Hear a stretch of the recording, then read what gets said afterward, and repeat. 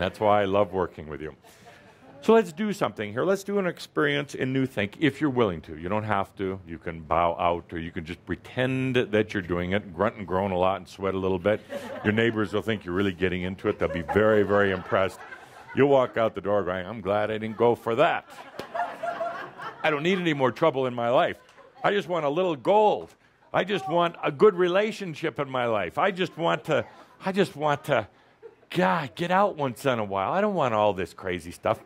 That's all right. You're absorbing the energy from everyone else, and it's going to happen anyway. So let's do it. Everybody online, let's join in. When, this is a typical human, not necessarily you, but a typical human, when they're very young, they're thrilled up to a point of just getting up in the morning and having an experience. Actually, when you were very young, you didn't really judge it as good or bad. Other people did that for you. If you cried, they judged that you were having a bad experience. Not necessarily, you're just crying. That doesn't mean it was bad. It just means something was happening. When you were young, you didn't have a lot of judgments on things. You had a lot of dreams. Literally. You had a lot of dreams back then. And they shut down. You had a lot of visions when you were young.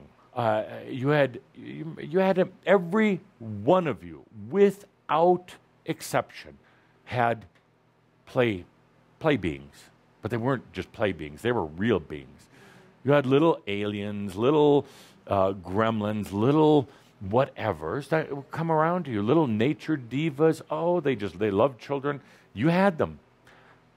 Some of them came from the outside. Some of them came from the inside. You were a little fantasy factory. You could create beings at will. Your beings that you created would then go out and play with the other beings, the nature beings, the ones who are actually hanging around right now. Those early years were filled with fantasy and experience. Pretty carefree. You know, I look at most cultures today. There is such an emphasis on mental structure. And when children are 2 years old now, being forced to study. Now, studying isn't bad, but any time, and this could go to, we need to have a discussion about new energy education, but a lot of people are going to get really upset.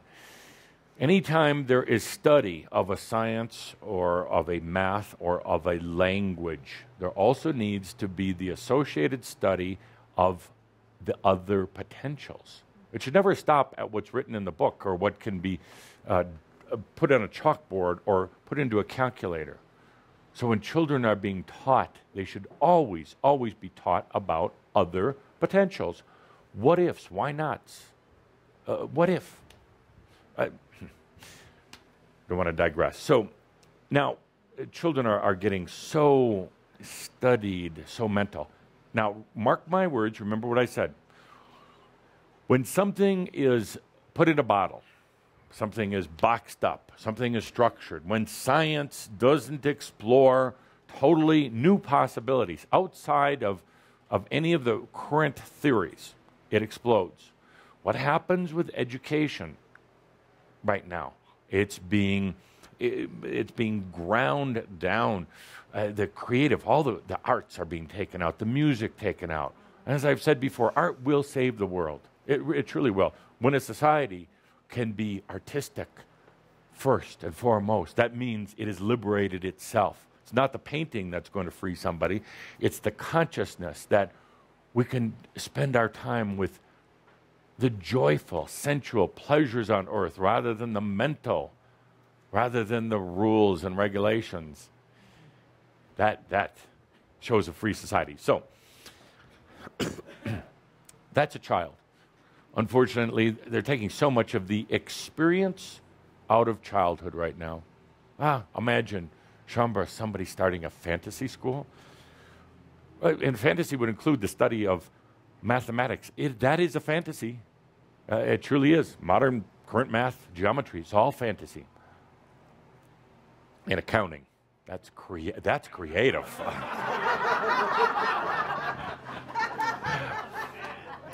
So, now you get into the middle years. You get into, let's say, your early adulthood. And what happens is you start to procrastinate your dreams and your ambitions and where you're going. You start to find a lot of excuses, starting a job or a family. What's really happening is there's a lot of mass consciousness pressure and mental pressure. It's kind of squeezing out a lot of these dreams and hopes. It's squeezing out the very passion to delve into something brand new. It's trying to get you to focus on perfecting what's already on the table, perfecting what you already have. Because like the damn mirror, if you have a reality right around you, that reality will never be perfect, by the way, not designed, never designed that way. So the little side conversation here, they cuss on the other side sometimes. So you get caught up in thinking that you have to perfect the box that you're in before you can move to yet another box. Smash that idea right now. Take that, smash it, just release that back into pure energy. What happens in your, let's say your early 20s, your 30s, your 40s, you start to procrastinate. You have procrastinated. You make a lot of excuses. You're tied up with this, you're tied up with that. You don't have time to do this or that. Things basically for yourself. You're busy doing everything for everyone else, very little for yourself. Terribly exhausted these days, most people. Terribly exhausted. This path, this trend continues. You get more mental. You get more into your patterns, more into the routines. That's where you really get stuck. That's where you really get stuck. To the point where you get into your more mature years. And that doesn't just mean age. It's actually kind of a mental slowdown issue. You get into your more mature years. And sad to say, for so many here and listening in, you say, this is as far as I'm going to go in this life. This is it. I've accomplished about what I'm going to accomplish. You should have some remorse, and you lie to yourself. You say, yeah, but actually, I'll try a little bit later on. As soon as I get these taxes paid, or as soon as this relationship issue is resolved, and it goes on and on.